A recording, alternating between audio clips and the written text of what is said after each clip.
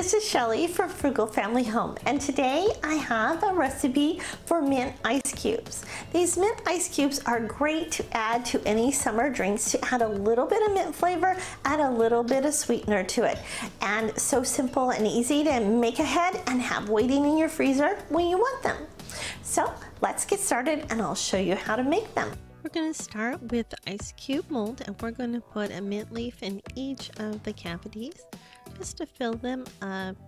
The mint leaf is just kind of to make them look pretty. And then to that we're going to take our mint syrup and mix it with some water. And this is going to make a nice mixture so the ice cubes will melt a little faster to flavor and sweeten your drinks. And then we're going to fill them up to the top, and just one by one. And if your mint leaves flip over, make sure to reposition them so they look really nice, just like this. And then we'll put them in the freezer until they're frozen. And this is what they look like when they're done. And you can store them in a Ziploc bag in the freezer for any time you want to add a little sweetness and flavor to your summer drinks. And to get the printable recipe, head over to the blog at frugalfamilyhome.com. Thanks for watching, and we'll see you next time.